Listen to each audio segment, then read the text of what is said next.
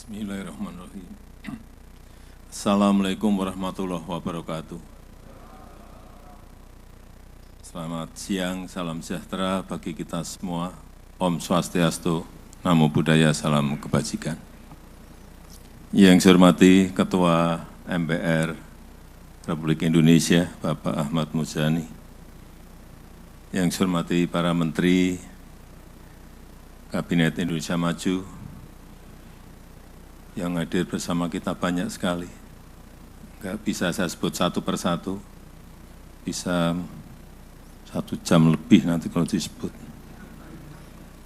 Panglima TNI dan Kapolri, Gubernur Kalimantan Timur, yang saya hormati CEO Kompas Gramedia, Bapak Lili Utama, beserta Pemret Kompas, Bapak Suta, yang saya hormati Direktur Utama PLN, Bapak Darmawan Prasojo, beserta para emiten Kompas 100 dan CEO, Bapak Ibu hadirin dan undangan yang berbahagia yang tidak bisa saya sebut satu persatu. Saya ingat 1 tahun yang lalu kita juga sudah ke sini dalam acara CEO Forum Kompas yang diadakan di tahun 2023, tapi kita selenggarakan di tengah hutan eukaliptus. Dan sekarang kita berada di sini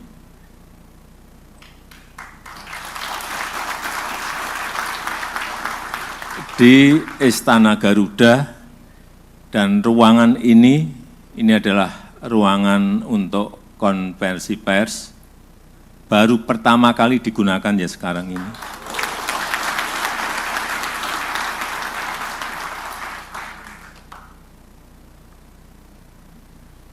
Kalau dulu panas, sekarang agak adem.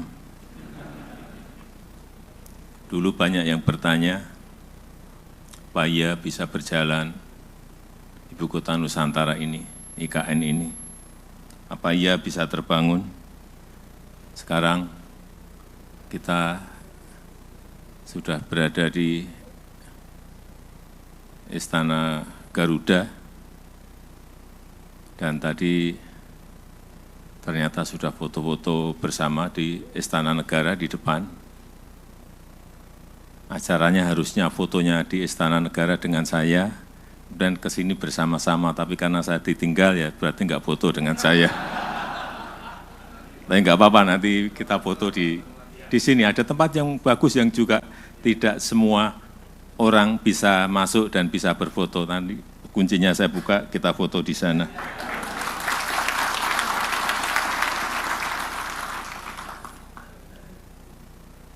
Saya menyampaikan itu artinya apa? Artinya biar nanti waktu yang berbicara. Karena membangun sebuah ibu kota seperti Nusantara ini butuh waktu, butuh proses. Tidak hanya setahun, 2 tahun, 3 tahun. Ini bisa 10 tahun, bisa 15 tahun, bisa juga 20 tahun untuk menjadi sebuah ekosistem besar, ibu kota besar, negara besar Indonesia.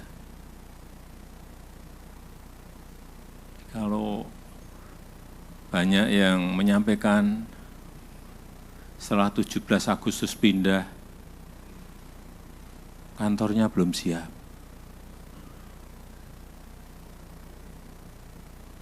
Yang untuk hunian juga masih dikerjakan. Tapi nanti dilihat dari sini kelihatan semuanya. Ini adalah tempat tertinggi yang bisa melihat ibu kota kita. Dan ini memang ruangan ini ruangan yang paling baik. Bapak, Ibu nengok ke belakang kelihatan semuanya. Sekali lagi, semuanya butuh waktu dan semuanya butuh proses. Ini membangun sebuah ibu kota negara, dan negaranya bukan negara kecil tapi negara besar. kembali ke 10 tahun yang lalu. Saya ingat dulu saat pengalihan subsidi BBM, subsidinya kita potong, tapi harganya tentu naik. Saat itu saya ingat approval rating saya 72, karena menaikkan BBM jatuh melorot menjadi 43%. Tapi sudah saya hitung, yaitu sebuah risiko yang memang harus saya ambil, memutuskan sesuatu yang memang kita rencanakan, kita ukur, dan berani atau tidak, saya putuskan berani. Jatuh 72, jatuh ke 43. Tapi dari situlah kita memiliki ruang fiskal yang lebih besar. Kira-kira melompat ruang fiskal kita, tambahnya ada 170-an triliun saat itu. Dari situlah kita berangkat membangun yang namanya infrastruktur. Dan selama 10 tahun ini jelas dari anggaran yang ada, sekarang kita telah memiliki jalan desa baru. Ini saya mulai dari yang jalan desa, karena orang selalu berbicara kalau ketemu jalan tol, pada jalan desa yang telah kita bangun selama 10 tahun, itu ada 366 kilometer. 366.000 kilometer.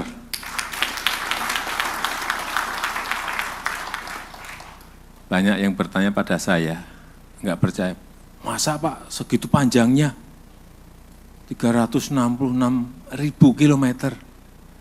Coba kita lihat, jumlah desa di Indonesia itu ada 74.800 desa. Kalau yang dibangun 366.000, artinya satu desa itu hanya 5 kilo, 4 kilo, 5 kilo. Logis enggak? Justru kurang kalau menurut saya. Harusnya tidak segitu harusnya. Harusnya bisa 2 kali atau 3 kali dari yang ada sekarang. Itu adalah jalan-jalan produksi yang sangat penting bagi petani. Jalan-jalan produksi yang sangat penting bagi para pekebun yang kita miliki. Kemudian embung ada 6.800, pasar desa 14.700. Kenapa harus ada pasar desa? Karena dari produksi itu harus ada tempat untuk memasarkan.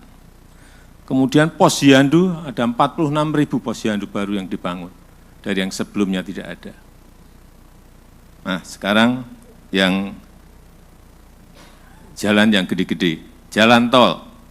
Jalan tol sampai saat ini kira-kira 2.433 kilometer. Di mana kalau kita ingat, sejak tahun 1978 Jagorawi dibangun sampai 10 tahun yang lalu, itu hanya kira-kira 780 kilometer. Selama 40 tahun lebih hanya 780 kilometer. Di China sekarang memiliki jalan tol 48.000. Jadi jauh banget masih. Bandara dibangun 26, bandara baru, airport baru. Pelabuhan, seaport 25 baru. Yang perbaikan ada 164. Kemudian transportasi massal karena keruwetan di Jakarta dan Jabodetabek dan mungkin Bandung, kita juga telah memulai bangun MRT yang sudah berjalan meskipun baru dari utara, dari Lebak Bulus ke HI, kemudian dalam proses dari HI ke kota dan nanti selanjutnya sampai ke Ancol. belum yang east-west-nya. LRT juga sudah kita bangun meskipun juga baru dari tengah kota Jakarta menuju Cibubur dan Bekasi. Yang lain-lain sayapnya masih dalam proses nanti akan dibangun. Kereta cepat juga sudah dibangun dari Jakarta ke Bandung. Hanya 148 km. Itu pun ramenya bertahun-tahun. Di China sekarang sudah memiliki kurang lebih 28.000 km kereta cepat. Kita 148 km. Artinya stok infrastruktur kita masih jauh tertinggal dari negara yang tadi saya sebut. Bendungan telah dibangun 53 bendungan baru dengan jaringan irigasi 1,2 juta hektar. Yang pada akhirnya itu bisa menurunkan biaya logistik dari 24% ke hitungan terakhir kurang lebih 14%, sehingga menambah daya saing kita. Dan juga mengurangi jumlah desa tertinggal dari sebelumnya 47.000 menjadi 10.400. Dan kelihatan itu pembangunan infrastruktur itu telah menaikkan global competitiveness ranking kita dari 42 di 2015, sekarang di ranking 27. Dan juga telah menaikkan global innovation ranking dari 97 melompat ke 54. Ini angka-angka yang memang harus kita sajikan supaya kita, karena Bapak Ibu pinter-pinter semuanya, jadi tahu bahwa dari pembangunan itu ada hasil-hasil yang konkret yang akan memperkuat daya saing kita, competitiveness kita kan. Nah, itu yang perlu angkanya saya sampaikan. Dan memang sudah saatnya bangsa kita sekarang ini berkonsolidasi. Bangsa ini harus berkonsolidasi. Negara ini harus berkonsolidasi. Semua harus kompak. Seperti tadi sampaikan Pak Lili, semua harus bersatu.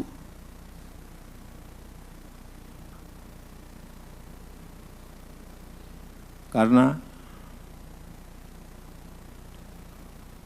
dunia sekarang ini hampir semua negara mengalami, dan dunia juga mengalami, tidak jelas semuanya, tidak pasti semuanya. Growth diperkirakan mungkin tahun depan di angka 2,7, 2,8. Dan kita patut bersyukur rata-rata berada di atas 5% pertumbuhan ekonomi kita. Ini hal-hal seperti inilah yang patut kita syukuri.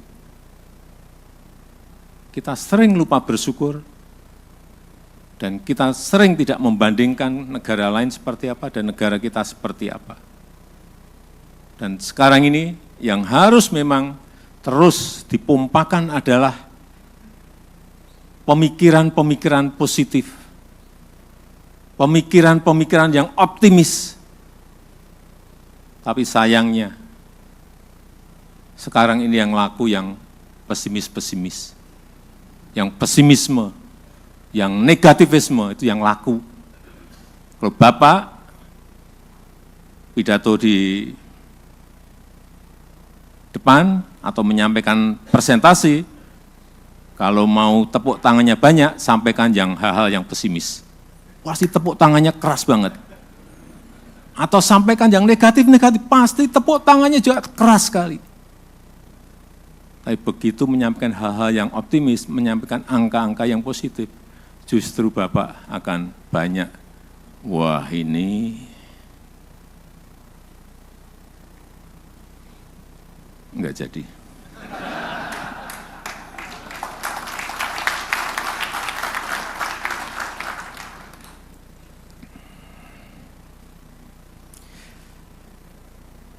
Dan kita sekarang ini telah masuk kepada abad Asia.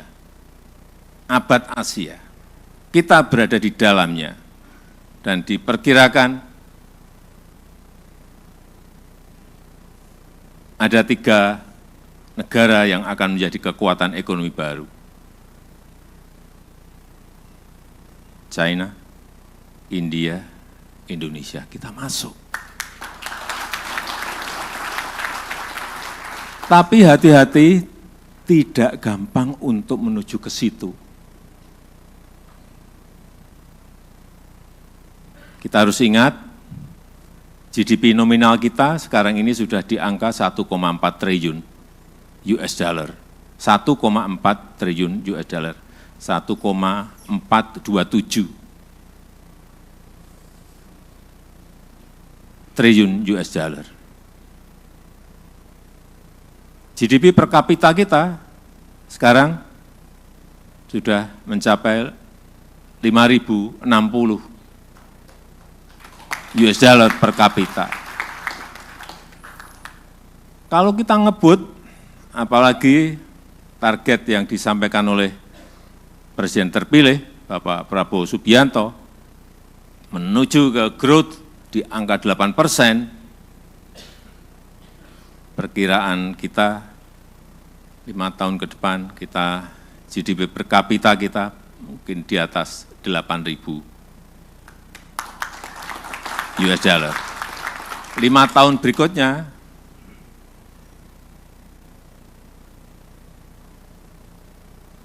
berada di angka kurang lebih 11.000, 12.000.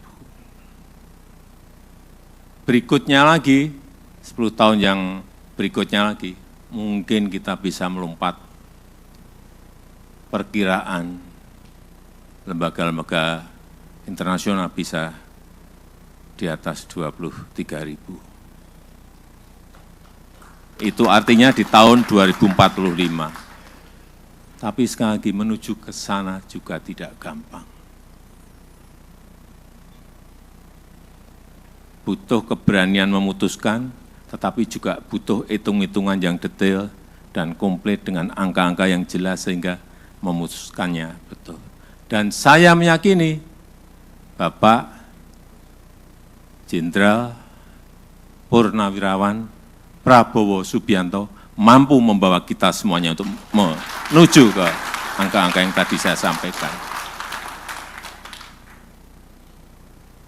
Nanti ditunggu saja. Hari Senin seminggu lagi, menteri-menterinya akan dilantik. Kalau mau tahu menterinya siapa-siapa, tanya ke Pak Ahmad Muzani. Jangan tanya ke saya yang berkaitan dengan itu. Karena orang akan langsung negativisme tadi. Saya ikut intervensi, enggak. Saya pun juga tidak mau diintervensi untuk urusan hak prerogatif. Jadi sama, saya juga tidak ingin ikut-ikutan. Tapi kalau ditanya, ya saya jawab. Kalau ditanya, kalau enggak ditanya, saya enggak akan jawab. Pak, gimana ini? Menurut Bapak, Pak Andri Rosadi? Nah, saya jawab. Kalau enggak. Meskipun kemarin kita makan malam 2,5 jam, enggak. Kalau enggak ditanya, saya enggak akan. Karena saya sama, saya juga tidak mau hak prerogatif saya diintervensi siapapun.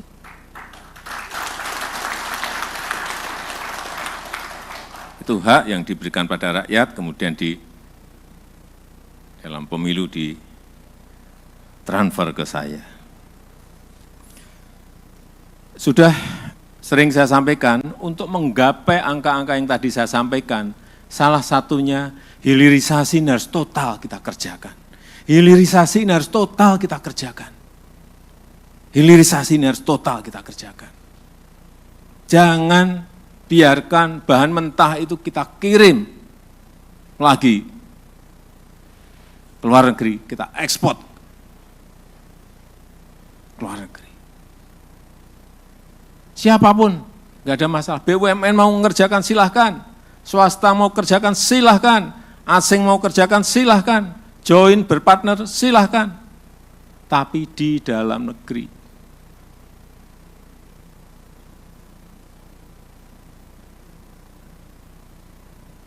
Bukan kita kirim dalam bentuk konsentrat keluar. Kesempatan kerja kita nggak dapat, nilai tambah kita juga nggak dapat. Maaf, Pak Tony Wenas, Freeport itu sekarang sudah memiliki smelter dengan kapasitas 3 juta ton konsentrat tembaga di Gresik. Betul, Pak. Pertanyaan saya, selama 50 tahun lebih konsentrat itu dibawa kemana? Tapi bukan Pak Tony.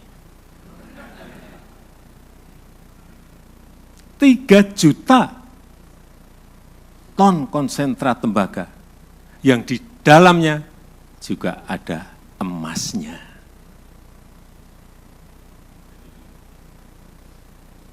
Perkiraan saya, nggak tahu mungkin saya, karena saya sering ke bawah, kira-kira berapa sih emas yang terangkut? Kira-kira 40 sampai 50 ton per tahun. Jangan tepuk tangan. Kalikan saja 50 kali 50. 50 tahun, 50 ton kali 50. Rupiahkan saja ibu-ibu 1 gram berapa itu? 2.500 ton. Karena nggak ada smelter. Kita nggak bisa tahu. Tapi sekarang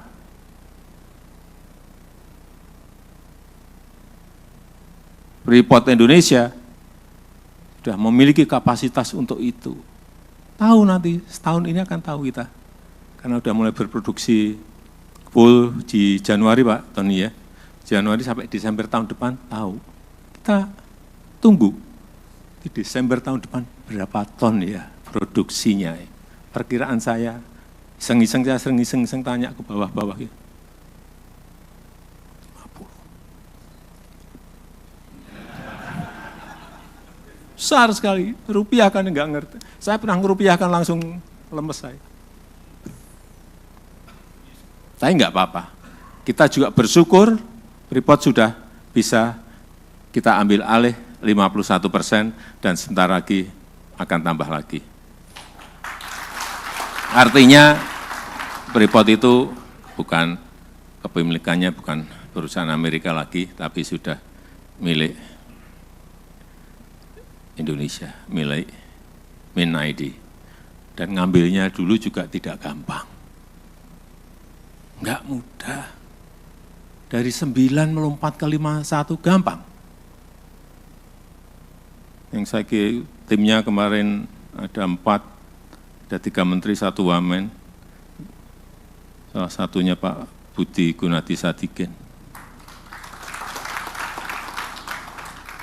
Yang saya senang, kita beli saat harganya murah. Seingat saya berapa? 3,9 ya, billion US dollar. Sekarang market value-nya mungkin berapa? 20, berapa Pak Tony? 24. 30 miliar lah. Naik terus 34 coba. Artinya yang kita beli 3 tahun yang lalu, sekarang sudah lunas. Tahun ini lunas Pak Tony ya, lunas.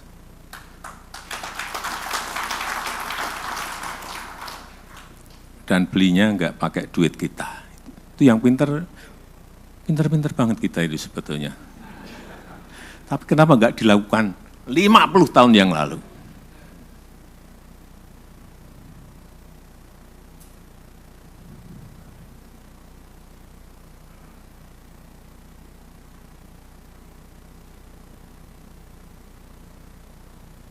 Kita harapkan sekali lagi nanti tambah, nggak tahu berapa persen, ini masih negonya alot banget.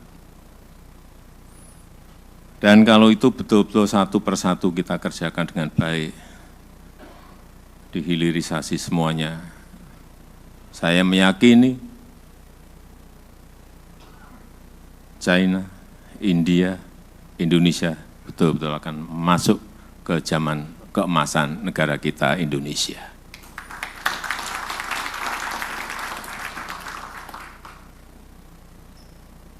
Ya contoh kayak sering saya sampaikan nikel sebelum hilirisasi itu 2,9 billion US dollar per tahun ekspor kita mentahan. Raw material, begitu stop, terakhir 2023 34,4 billion US dollar. Berapa kali lompatnya? Berapa ratus ribu lapangan pekerjaan yang bisa dibuka dari situ. Baru satu. Tembaga, nanti nggak tahu berapa ratus ribu lagi kesempatan kerja yang bisa timah, boksit yang sudah juga, belum produk-produk batu bara, produk-produk pertanian, dari kopi, nilam, lada, jangan dikirim dalam bentuk mentahan. Jangan dikirim dalam bentuk mentahan. Kopi kita memiliki 1,2 juta hektar, saya kira bisa dilipatkan lagi. Kakao 1,4 juta hektar, lada 172.000 hektar, nilam 12.000 hektar. Ini bisa ditingkatkan lagi, kemudian dihilirisasi. Kopi kita punya 1,2 juta hektar, tetapi produktivitas per hektarnya sangat kecil sekali, hanya 2 ton. Rata-rata 2,3 ton per hektar. Rata-rata 2,3 ton per hektar. Di Vietnam, yang dulu belajar dari kita, sekarang 1 hektar itu bisa 9 ton. 9 ton. Ini ada yang perlu dilihat secara detail, apa penyebabnya. Siapa yang menyebabkan, apa problemnya, apa masalahnya. Secara kerja yang memang harus seperti itu. Kerja kalau nggak detail, kita nggak ngerti. Kerja kalau nggak lihat lapangan, nggak tahu, Bapak Ibu angka-angka nggak ngerti. Problemnya apa nggak akan tahu.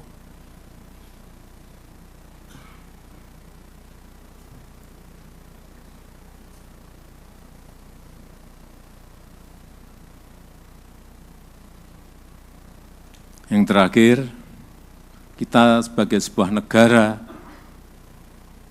itu perlu yang namanya country image. Sama seperti perusahaan,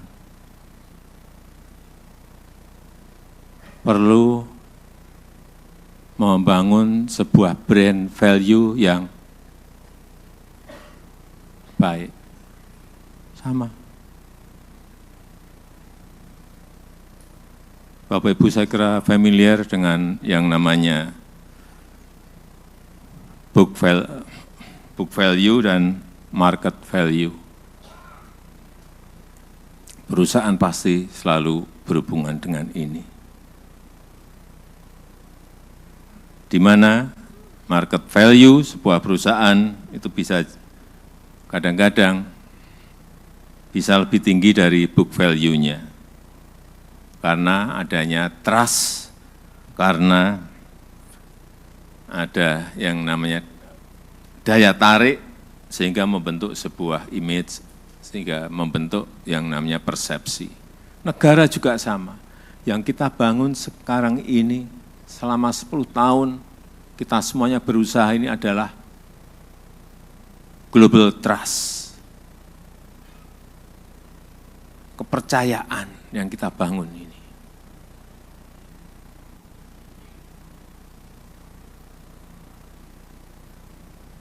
Sehingga muncul sebuah persepsi yang baik terhadap negara kita Indonesia. Ya, kita berikan contoh misalnya kayak Swiss yang membangun image-nya sebagai sebuah negara netral, dan dampaknya kita tahu. Swiss dianggap sebagai safe haven, baik oleh investor yang menyimpan dana maupun lembaga-lembaga internasional yang semuanya berbondong-bondong berkantor pusat di Swiss. Juga kalau kita melihat sebuah produk, kalau ada tulisannya made in Japan atau made in Germany, yang ada di pikiran kita adalah barangnya awet, barangnya tahan lama, barangnya bagus, mahal.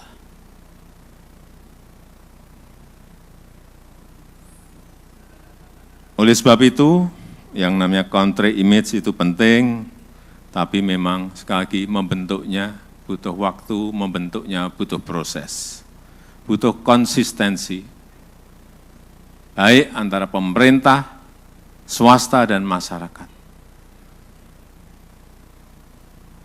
Dan saya melihat Bapak Ibu yang ada di sini adalah perusahaan-perusahaan yang memiliki kompetensi, adalah perusahaan-perusahaan yang hebat, yang juga kita berharap bisa membawa image yang baik terhadap negara kita Indonesia. Kita membangun bersama-sama agar country image kita baik, sehingga muncul sebuah trust kepada negara kita. Kalau sudah trust itu muncul, akhirnya akan berbondong-bondong orang ingin berinvestasi di Indonesia, orang ingin membangun kantornya di Indonesia, dan itu sudah mulai kelihatan. Misalnya seperti kantor sepak bola, kantornya FIFA bangun di Jakarta. Kenapa enggak di negara lain? Kantornya basket, FIBA juga bangun. Ini kepercayaan, ini trust. Kalau enggak memiliki itu, sulit kita memiliki sebuah kepercayaan trust dari global.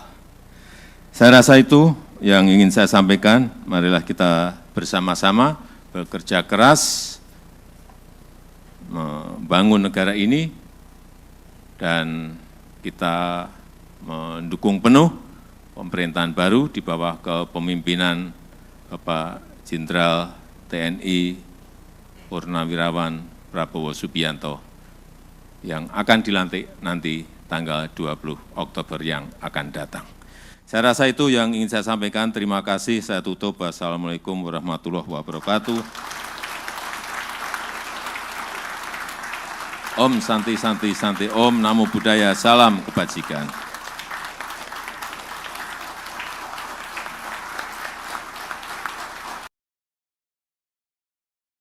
Menjunjung tinggi prinsip jurnalisme dalam setiap tayangan terbaiknya. Menghadirkan berita bernilai sebagai referensi. Gelar bicara yang tajam. Tidak, ini kan kebohongan dong. Mengupas fakta demi fakta dan mendorong pencarian solusi. serta investigasi yang mengungkap kebenaran. Rosi, Satu Meja, The Forum, Sapa Indonesia Malam. Nilu, ikuti semuanya bersama Kompas TV.